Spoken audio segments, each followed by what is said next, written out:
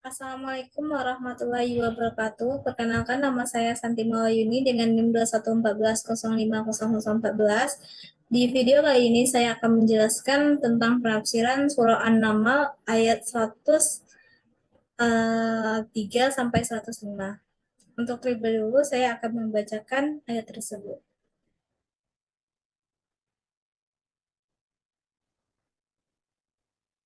A'udzu billahi minasyaitonir rajim.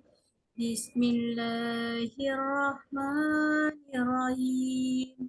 Walaqad na'lamu annahum yaquluna innama yu'allimuhu basharun lisanul ladzi yulhiduna ilaihi akjamiyun wa hadza lisanun arabiyyun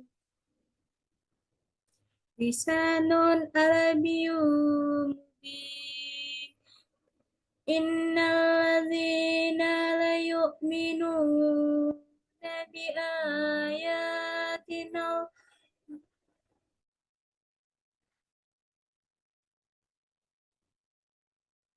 la yu'minuna bi ayatillah la yahdihimullahu wa lahum azabun alim.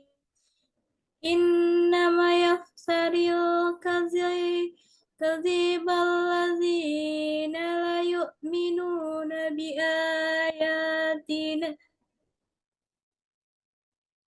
bi ayatillahi wa ulaika humul kadhibun. Sadaqallahu azim.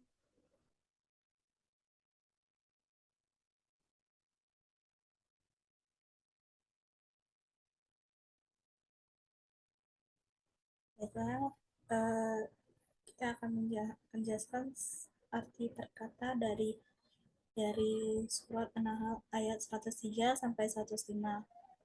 Yang pertama, walakot, dan sesungguhnya, naklamu, kami mengetahui, annahum, bahwa mereka, yakuluna, berkata, innama, yu'allimuhu, sesungguhnya Al-Quran itu diajarkan kepadanya Muhammad, basyarun, hanya oleh seorang manusia, lisanul lazi yulhiduna, mereka orang yang mereka tuduhkan bahwa Muhammad belajar ilaihi kepadanya Ajamiyun adalah bahasa Ajam, wahaza padahal ini Al-Quran lisanun dalam bahasa Arabiyun Arab mubin yang jelas. Innal lazina, sesungguhnya orang yang layu minuna, tidak beriman, bi ayatillahi, kepada ayat-ayat Allah Al-Quran, lah yahdihim himullahu, Allah tidak akan memberi tunjuk pada mereka, walahum walahum, dan mereka akan mendapat asabun asab alim yang pedih. Innama yaftaril kazibal, sesungguhnya yang mengada-adakan al al-kasibah, kebohongan, al-lazina, hanyalah orang yang layu minuna, tidak beriman, bi ayatillahi, kepada ayat-ayat Allah, wa ulaika humul kasibun, mereka itulah pembohong. Jadi penafsiran ayat di atas ialah yang pertama, orang-orang musyrik mereka menuduh Nabi Muhammad SAW menerima pelajaran Al-Quran dari seseorang.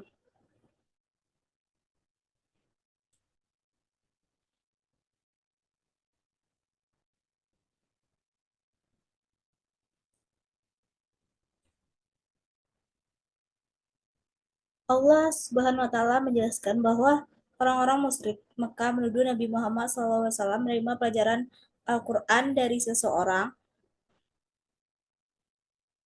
Menurut mereka, orang itu seorang laki-laki asing, bukan bangsa Arab yang selalu mengajarkan kitab-kitab lama di tengah-tengah mereka.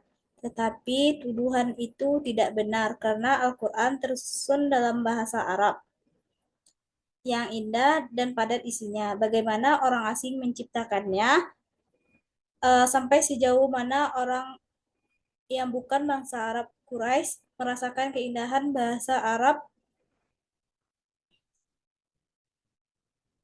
dan kemudian menyusunnya dalam bahasa indah dan padat seperti Al-Quran. Apalagi kalau dikatakan bahwa orang itu menjadi pengajar Nabi. Mengenai siapa orang asing itu, bermacam-macam riwayat menjelaskannya. Di antaranya ada yang mengatakan bahwa orang asing itu adalah seorang budak Romawi yang beragama Nasrani yang dipelihara oleh Bani Hadrami. Namun kemudian dari riwayat yang bermacam itu tidak ada satupun yang dapat pegangan. Besar kemungkinan tuduhan itu hanya tipu muslihat orang-orang musyrik yang sengaja dilontarkan kepada Nabi SAW dan kaum muslimin. Pemimpin-pemimpin Quraisy yang berdagang ke Syam, Syria, sedikit banyaknya sudah pernah mendengar isi kitab Taurat dan Injil karena tuduhan mereka dengan orang-orang ahli kitab karena Al-Quran itu memuat isi Taurat, lalu mereka mengira tentulah ada orang asing atau ajam yang beragama Nasrani mengajarkan isi Al-Quran itu kepada Nabi. Kemudian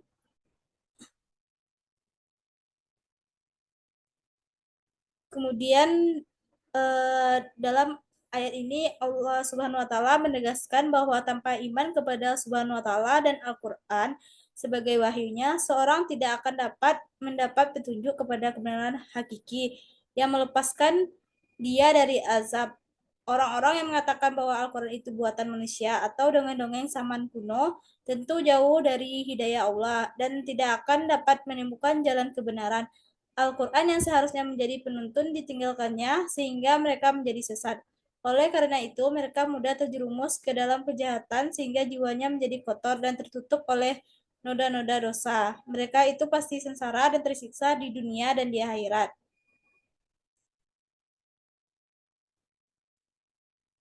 Kemudian ayat ini menyanggah tuduhan orang-orang kafir yang mengatakan bahwa Al-Quran adalah ciptaan Muhammad. Sesungguhnya yang membuat-buat kebohongan itu bukan Rasulullah SAW, tetapi orang yang tidak beriman kepada ayat-ayat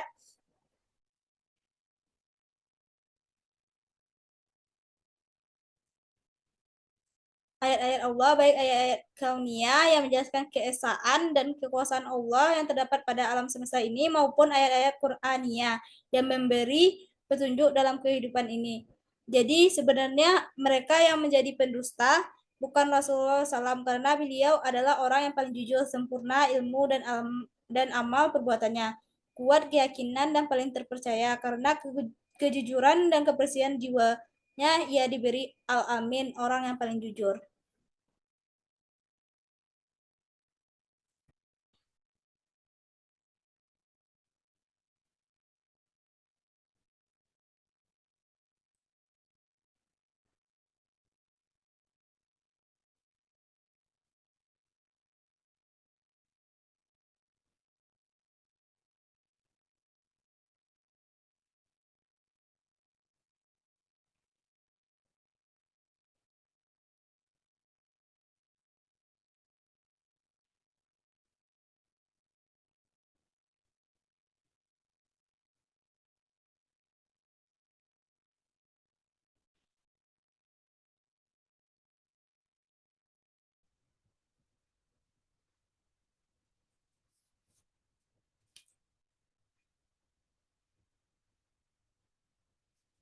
Kemudian ayat ini membahas tentang jawaban Tuhan bahwasanya Al-Quran itu tidaklah dari Allah.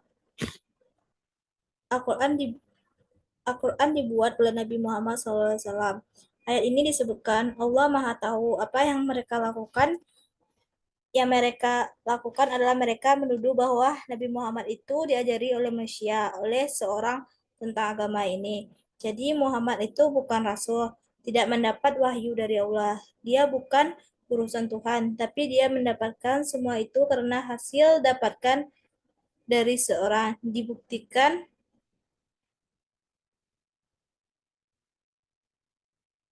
karena hasil dia belajar pada seseorang. Al-Quran itu susunan pelajaran yang dia dapatkan dari seseorang. Dibuktikan di sini bahwa itu tidak benar. Buktinya adalah bagaimana mungkin itu terjadi. Coba bandingkan bahasa yang digunakan oleh manusia ketika itu adalah bahasa ajam pada umumnya. Jadi kalau Nabi Muhammad itu diajari oleh seorang seorang itu ia akan diajari dengan bahasa Arab ajam, bukan bahasa Arab yang sebagaimana dalam Al-Quran, sementara bahasa Arab yang ada dalam Al-Quran adalah bahasa Arab yang nyata. Kemudian pada ayat ini ditegaskan akibat dari kebohongan orang-orang yang tidak beriman, yaitu orang-orang kafir yang tidak beriman kepada Allah. Dia mendapat dua hal sekaligus, satu secara berurutan. Dia tidak akan mendapat petunjuk dari Allah dan dia akan mendapatkan azab yang pedih. Jadi ini adalah soal kebenaran Al-Quran dengan pendekatan bahasa, uji bahasa, kajian bahasa. Kemudian pada ayat ini, orang-orang yang tidak beriman hanya mengada-ada membuat kebohongan. Mereka berupaya menolak Al-Quran dengan menciptakan kebohongan, menyebut Nabi Muhammad itu belajar pada seseorang. Jadi itu adalah hasil pelajarannya. Orang yang mengajarkan itu tentunya orang yang alim dari agama sebelumnya. Itu hanyalah muridnya orang Yahudi, muridnya orang Nasrani. Jadi ini sama dengan agama kamu sebelumnya. Jadi dikatakan mereka hanya mengada-ngada dan mereka itu membohong. Allah Subhanahu wa taala menyebutkan bahwa Dia tidak akan memberi petunjuk kepada orang-orang yang berpaling dari mingatnya dan berpura-pura tidak tahu terhadap apa yang Dia turunkan kepada rasul-rasulnya, serta tidak ada niat dalam dirinya untuk beriman kepada apa yang disampaikan oleh rasulnya dari sisinya. Manusia yang berkarakter seperti ini tidak akan diberi petunjuk oleh Allah untuk beriman kepada ayat-ayatnya dan apa yang disampaikan oleh rasul-rasulnya di dunia, dan bagi mereka di akhirat nanti ada asap yang pedih lagi sangat menyakitkan. Kemudian Allah Subhanahu wa taala menyebutkan bahwa Rasulullah SAW bukanlah orang yang mengada-ngada, bukan pula pendusta. Bahkan sebaiknya hanyalah makhluk yang jahatlah yang berani membuat kedustaan terhadap Allah dan Rasulnya. Mereka adalah alladzina la yu'minuna biyatillahi, orang-orang yang tidak beriman kepada ayat Allah. Dari kalangan orang kafir dan orang-orang ateis yang terkenal kedustaannya di kalangan manusia, utusan Allah yaitu Nabi Muhammad SAW adalah orang yang paling benar, paling bertakwa, serta paling sempurna ilmu, pengalaman, iman, dan keyakinannya. Dia terkenal dengan kejujuran di kalangan kaumnya.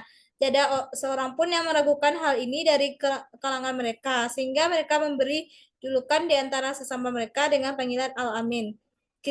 Ketika Heraklius, Raja Romawi, bertanya kepada Abu Sufyan tentang sifat yang dimiliki oleh Rasulullah SAW, yaitu antara lain Heraklius mengatakan, apakah kalian pernah menuduhnya sebagai pendusta sebelum dia mempermaklumatkan seruannya?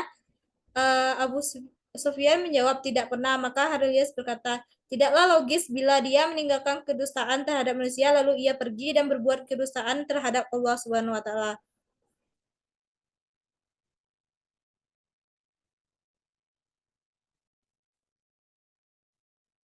Jadi, kesimpulan dari tiga ayat ini dapat disimpulkan bahwa ayat ini mengajarkan kita iman kepada kitab Al-Quran, di mana seorang mukmin itu dituntut untuk yakin secara sepenuhnya bahwa Al-Quran itu adalah kitab suci yang berasal dari Allah, bukan Nabi Muhammad yang membuatnya, apakah dia membuatnya sendiri atau berdasarkan pengajaran dari orang lain. Adapun hal yang diajarkan berkaitan dengan iman terhadap Al-Quran itu adalah pertama, Al-Quran bukanlah buatan Nabi Muhammad, tapi asli dari Allah, dan pembuktian keaslinya ini adalah pembuktian bahasa orang kafir dan mendustai Al-Quran tidak akan diberi hidayah oleh Allah dan mendapatkan azab yang pedih. Sekian penjelasan dari saya sudahi dengan Assalamualaikum warahmatullahi wabarakatuh.